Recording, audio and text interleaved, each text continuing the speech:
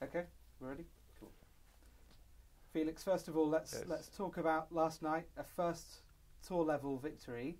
How much of a relief is that? How big a milestone is that for you? Yeah, it's pretty big. I think it was one of the objectives starting the season, get a first win on the ATP Tour level. I didn't expect to win it this soon, and on one of the biggest stages in Indian Wells in the Masters 1000. So it was quite a great moment, and yeah, something I'll never forget. Yeah. And you said that was one of the objectives. Mm-hmm. What are the others for this year? I mean, there's a lot of things to improve on my game. Kind of get that consistency of playing at a high level, tournaments after tournaments, winning maybe a few other challenger titles, or getting my first quarterfinals or semifinals in an ATP event. Those are quite the objectives. If I could be in the main draw of the Australian Open next year, that'd be great. And for people not familiar with you, how would you describe your game? I try to be as complete as I can, but I was pretty aggressive since a very young age, with the physical abilities that I have, the serve is one of my biggest assets, and then my forehand, putting pressure on the guy and just kind of being aggressive, putting pressure, but at the same time, I can also, cover the court really well. So, I try to be as complete as I can. Yeah. And am I right in thinking you share a birthday with Roger Federer? That's right. Is he a particular idol of yours? Yeah. He's I think he's an idol for every tennis player in this world. And it's special because on my 8th birthday in 2008. So when I turned 8, my mom trying to get like a signed photo of Roger or something for me for my birthday, and we didn't quite get it. But then 9 years later, I met him on my birthday in Montreal. So it was quite special to meet one of my idols. Yeah, growing up.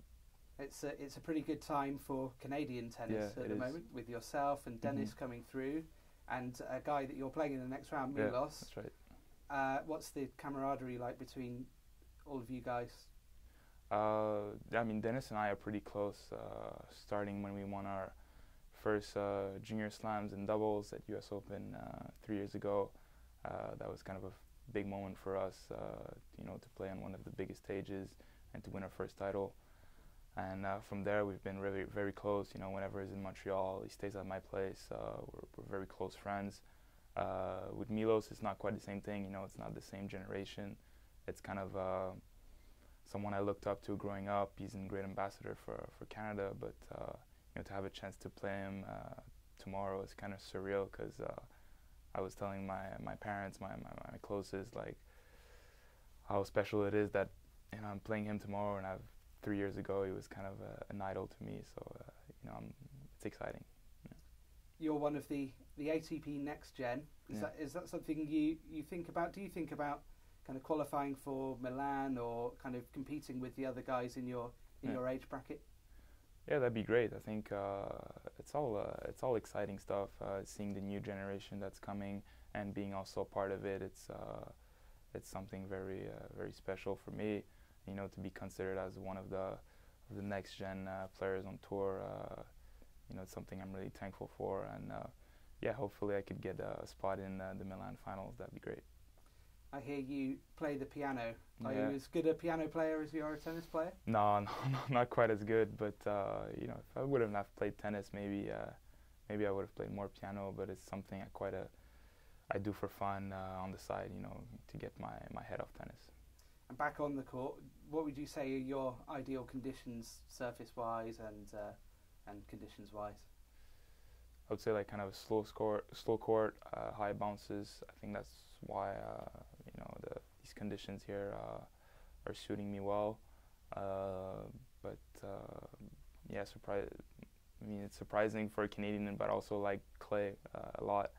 I think as a junior we played a lot of tournaments on clay, and then it just suited my game. So I also like the clay, so I'm looking forward for the clay season. I was going to say, will you be looking to make big strides when the clay court season comes along?